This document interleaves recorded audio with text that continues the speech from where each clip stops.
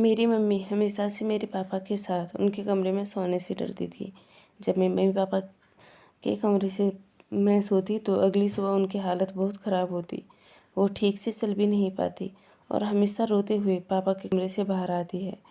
मुझे सबसे ज़्यादा हैरानी इस बात की होती है, पूरी रात पापा के कमरे में अजीब सी फुसफुसाने की आवाज़ें आती है और कई बार तो मम्मी की अजीब सी चीखों की आवाज़ सुनाई देती।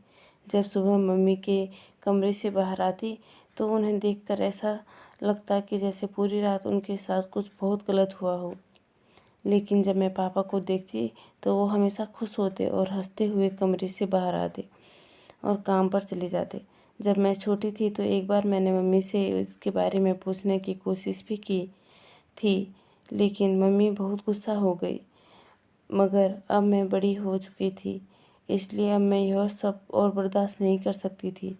सच जानने के लिए एक दिन रात मैंने मम्मी को दूध में नींद की दवाई मिला दी और मम्मी को पिला दी और फिर उन्हें अपने कमरे में सुला दिया। फिर मैंने खुद मम्मी के कपड़े पहने और सिर पर चादर ओढ़ ली और पापा के कमरे में चली गई। पापा के कमरे की लाइट बंद थी तो मैं चुपचाप पापा उनके पास जाकर बेड पर लेट गई। तब पापा किसी से फ़ोन पर बात कर रहे थे।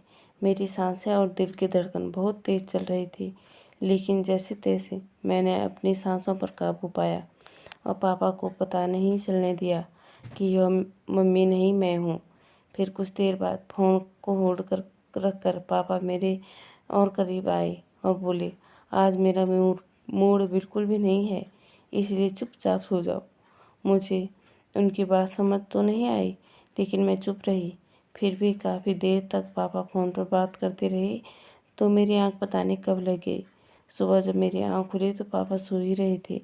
मैं चुपचाप बेड से उठी और कमरे से बाहर आ गई, लेकिन मेरे दिमाग में एक ही बात घूम रही थी, पापा ने तो मेरे साथ कुछ भी गलत नहीं किया, तो फिर मम्मी सुबह ऐसी हालत में क्यों बाहर आती है। मुझे लगा शायद कल रात पापा का मूड ठीक नहीं था, तो सच जानने के लिए मैंने दूसरे दिन फिर वैसे ही किया। मैंने फिर से मम्मी को नींद की दवाई दी और पापा के कमरे में जाकर उनके साथ बेड पर लेट गई। तब पापा मेरे थोड़ा करीब करीब आए और उन्होंने फिर से वही कहा, आज मेरा मूड बिल्कुल भी नहीं है, इसलिए चुपचाप सो जाओ, और फ़ोन पर बात करने लगे। अब मुझे पूरा यकीन हो गया कि पापा मम्मी के साथ कुछ भी गलत नहीं करते हैं, लेकिन मुझे सच जानना था, इसलिए मैं गुस्से में सीधा मम्मी के पास चली गई और उनसे सारी बातें बता दी कि कैसे 2 दिन तक मैं उन्हें नींद की दवाई देकर खुद पापा के साथ सोई हूँ, लेकिन पापा ने मेरे साथ कुछ भी गलत नहीं किया। तो फिर आप पूरा दिन ऐसे क्यों रहती है? मैंने पापा से रात पापा पूरी रात आपके ऊपर टॉर्चर करते हैं कि आंखें भर आए। मम्मी ने कहा, यह सब मैं तेरे लिए ही करती हूँ। सच जानकर मेरे पैरों तले ज़मीन निकल गई। मम्मी ने बताया, पापा और मम्मी की शादी ज़बरदस्ती करवा दी गई थी, जबकि पापा किसी और लड़की से प्यार करते हैं। शादी के बाद पापा ने मम्मी को पत्नी का दर्जा कभी नहीं दिया। पापा चाहते हैं कि मम्मी उन्हें डिवोर्स देकर चली जाए, ताकि पापा अपनी गर्लफ्रेंड से शादी कर सके और लोगों को लगे कि मम्मी ही गलत है, इसलिए छोड़कर चली गई।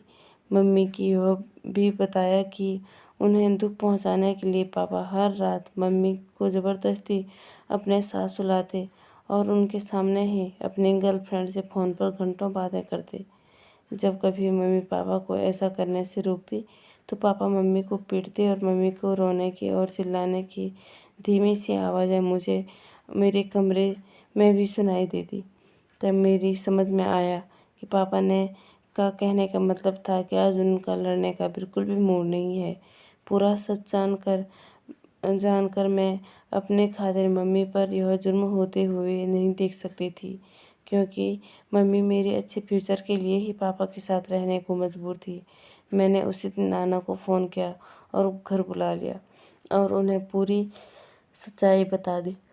नाना को यह सब सुनकर बहुत गुस्सा आया और वह उसी दिन हमें अपने साथ घर ले आए। फिर मम्मी ने पापा को तलाक दे दिया।